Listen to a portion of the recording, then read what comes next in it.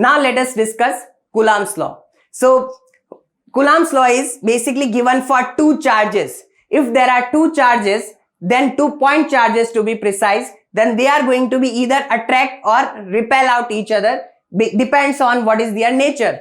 So every two charges in nature attract or repel out each other with some amount of force. These forces, the F1 and F2, they are equal in magnitude and opposite in direction. They are basically action-reaction forces. So they are same in magnitude, opposite in direction. If we talk about these forces, then force between these 2 point charges is directly proportional to the product of magnitude of the charges. That is, this F is directly going to be proportional to Q1 times Q2. If one charge is Q1, other is Q2. We are just talking about magnitude. Direction we can decide as per the figure. If they are opposite nature, then they will be attracting out each other. If they are in same nature, then they will repel out each other. If both are negative, then also forces will be repulsive. But we can say that these forces are going to be proportional to Q1 into Q2. That is the product of the magnitude of the charges. If we talk about, they are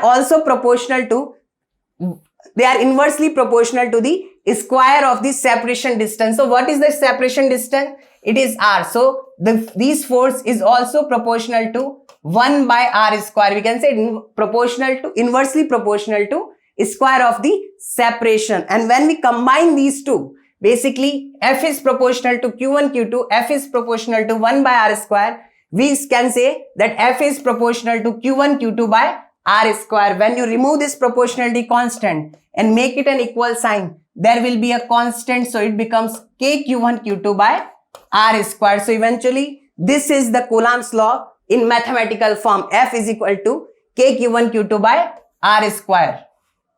Let us discuss this formula. So what is K? K is nothing but a constant. Now the value of K is 1 upon 4 pi epsilon naught if we are talking about vacuum. And if we are talking about another medium, then we can say K is 1 upon 4 pi epsilon. What is epsilon naught and what is epsilon? If we are saying that this epsilon is nothing but it is permittivity of that medium where these charges are kept. So the medium in which these charges are kept is also going to affect the force, and this epsilon is called permittivity of the medium. And permittivity of the any medium is given by epsilon naught times epsilon r. What is epsilon naught? Epsilon naught is permittivity of free space, and or we can also say permittivity of vacuum, and it is the same over here. So when the medium itself is vacuum, this epsilon is epsilon naught and epsilon r is 1 for vacuum. What about epsilon r? Epsilon r is known as relative permittivity or dielectric constant of the medium which is not vacuum. For vacuum, this value epsilon r is nothing but 1. Now, if we get the values, then K, which is 1 upon 4 pi epsilon naught, is, you need to remember this value, and this value is nothing but 9 into 10 raised to power 9 Coulomb per Newton meter square. The unit I will come back to. And what is epsilon naught? If you want to solve this value for epsilon naught, then epsilon naught, that is permittivity of the vacuum, comes to be 8.85 into 10 raised to power minus 12 Newton meter square per Coulomb square. Now, let us come to this unit. We already know that force equals to K Q1 Q2 by R square. Now, this force is nothing but Newton. This K, we are finding the value of Q1 into Q2 is like Coulomb square divided by R square. This is the separation distance, which is meter square. So eventually the unit of K is nothing but Newton meter square per Coulomb square, which is written over here. And if we talk about the epsilon naught, what is K and epsilon naught, how they are related? This is how they are related. K is equal to 1 upon 4 pi epsilon naught. So this 4 pi does not have any unit. So whatever is the unit of K, reciprocal of that is epsilon naught's unit will be reciprocal of that is going to be Coulomb square per Newton meter square. And this unit is the one which is written over here. Now let us discuss some important points regarding Coulomb's law. So first is, it is applicable only for point charges. You cannot apply Coulomb's law if you have any other shape. Later we will learn that it is applicable if the shape is spherical and that is uniform sphere, then also Coulomb's law can be applied.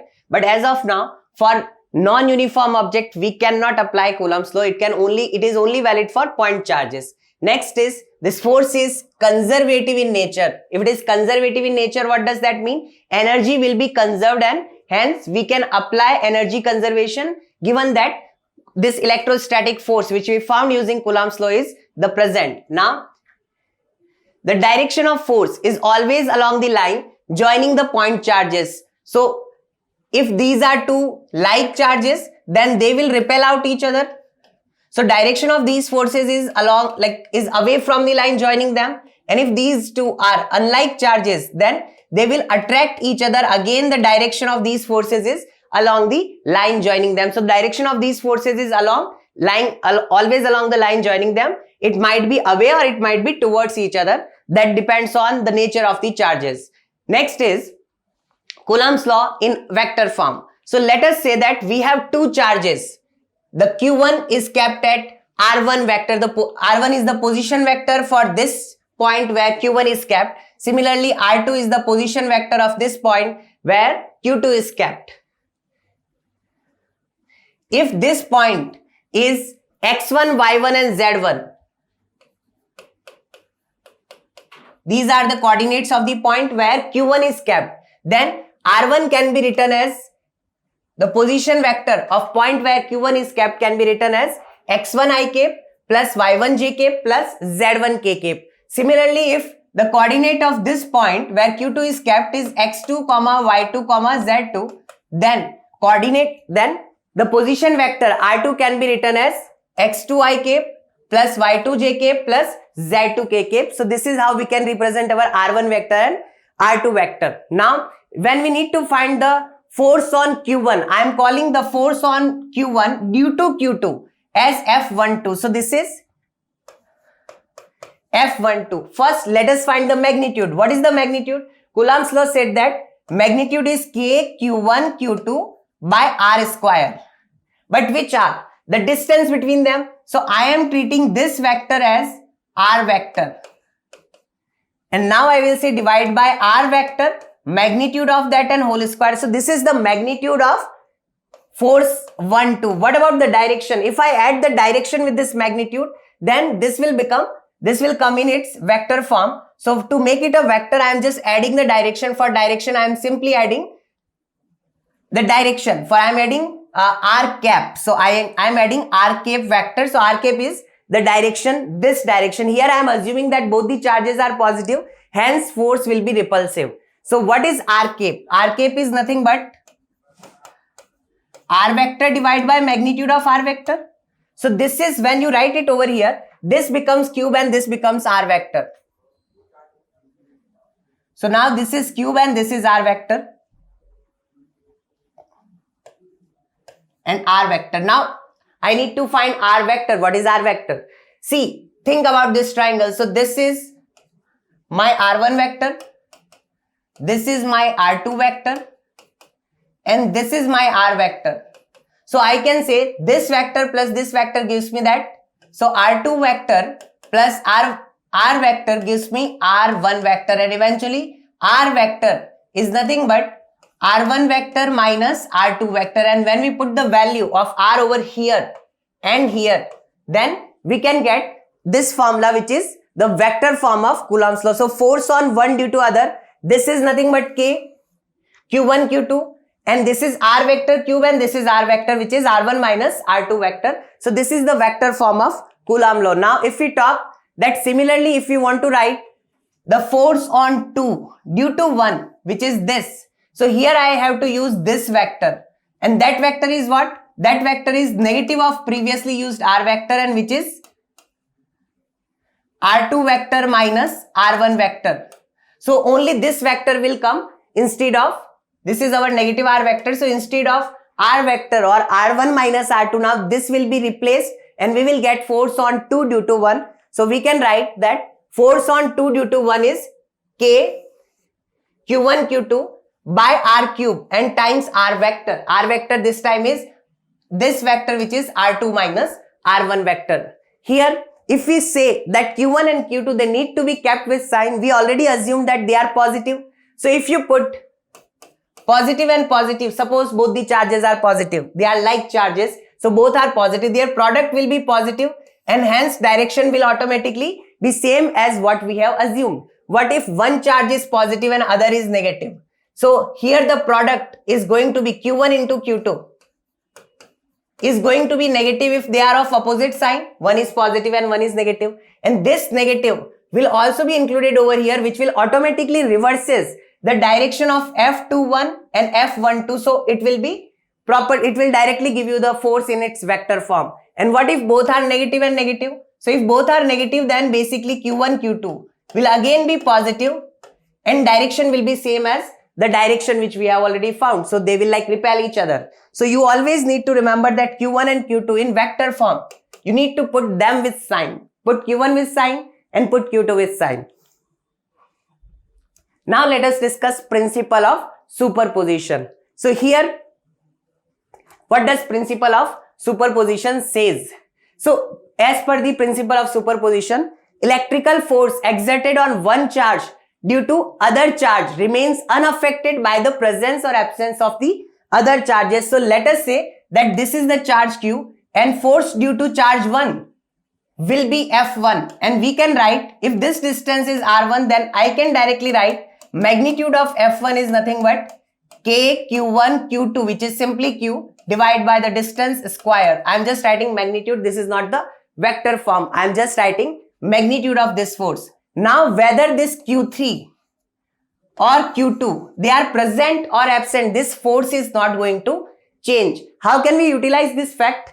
If you want to utilize this fact, then we can say, if I want to get the net force on this small q, then I can find all the forces due to individually other charges on it, which is F1 due to Q1, F2 due to Q2, and F3 due to Q3. So, and I can do the vector addition of all the charges. Once I want to get the net force, then I can simply say that net force on small q is the vector addition of 1, 2 and 3. If there are more charges present, get the force exerted due to that individual charge and just do the vector addition. That gives us the net force on this charge. So we can say the net force, net electrostatic force on any one charge is the vector sum of all the forces exerted on it due to each of the other charges.